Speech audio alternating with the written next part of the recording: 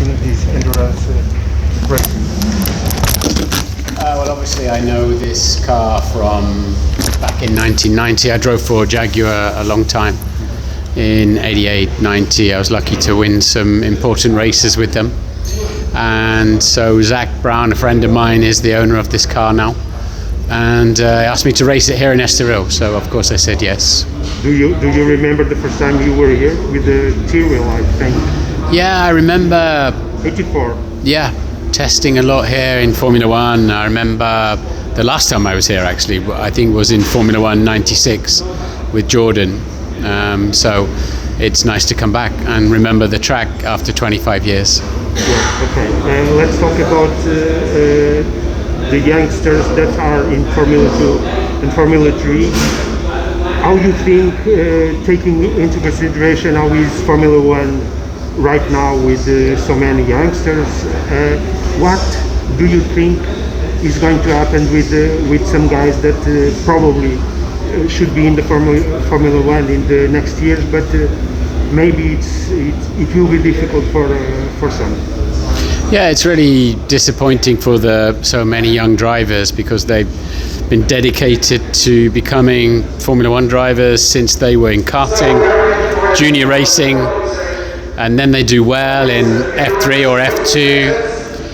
But of course there are only 20 Formula 1 cars available, and many of those are taken up by established stars, some by drivers with a big budget. So there's very little space for so many young drivers, so few places, and it's going to end up with disappointment.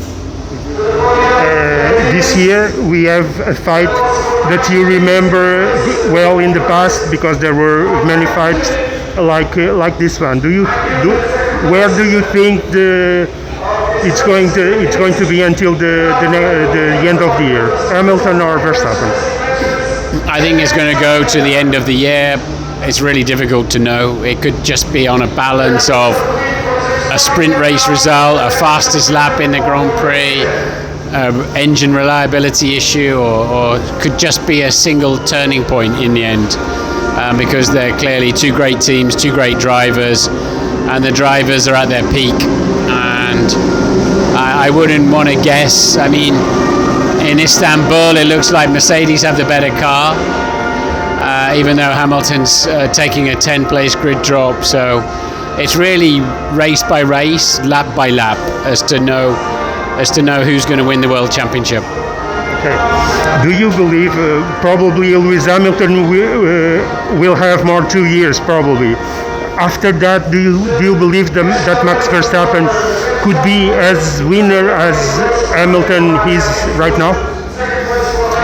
I think it'd be hard for Max. It'd be hard for anybody to win like Hamilton has done. I mean, obviously in the hybrid era, Mercedes had a big advantage, but so did Lewis's teammate, and Lewis was still taking the titles, all except one. So Max will have Charles Leclerc, Lando Norris, George Russell, and many other young stars to beat, of course. So I think it'll be unusual if we saw another dominance like Mercedes had for a while, but it does look like Verstappen will be the man to beat. It's clearly more towards the end of Lewis's career than the beginning, so we'll see how much longer he wants to run, but he's very fit mentally, physically. The cars are safe now, so Lewis could go for several more years yet. You have witnessed many generations of fantastic drivers. You lived in track many of that fights. How do you compare the actual generation of Formula 1 drivers with the ones that you have seen since you race?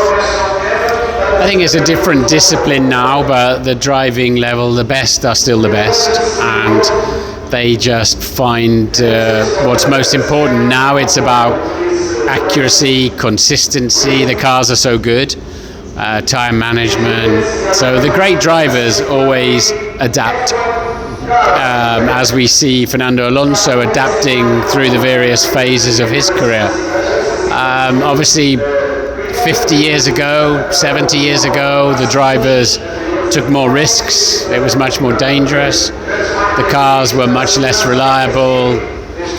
and you had to drive in a different way. It wasn't as on the limit as it is now, but it was more challenging in other respects. So I don't think you can say one generation's better than the other. The drivers adapt to what they need to do. Do you agree with the affirmation that Formula One is growing in interest among supporters in the last 5 years? Yeah, Formula One's in a very good place. The Netflix series has helped it a lot.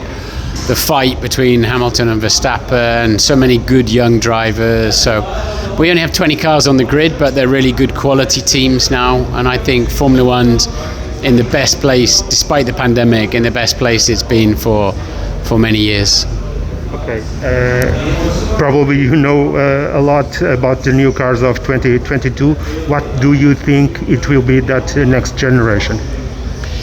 Well, we're told that the new cars will be much better for overtaking each other, so we wait to see that with great interest. All of the data suggests they should follow each other better, give us better racing. Hopefully we can lose the drag reduction system then and excuse me, get some more pure racing. We'll find out next year, but I'm sure the teams will change and adapt the cars and they'll be more or less as fast. Okay. And what about the work of Liberty Media in the last years? Do you think it was a very good step for Formula One, the work they are doing? I do, because they understand global media more, they understand social media and to open the sport up. So in many respects it was the next step that Formula One needed. Obviously Bernie Ecclestone did an incredible job to put together Formula One, to keep it together, to grow it into the global sport that it is. So we always have to thank Bernie, but I think the next steps that were needed have now been taken. Okay, best of luck for your race. Thank you very much.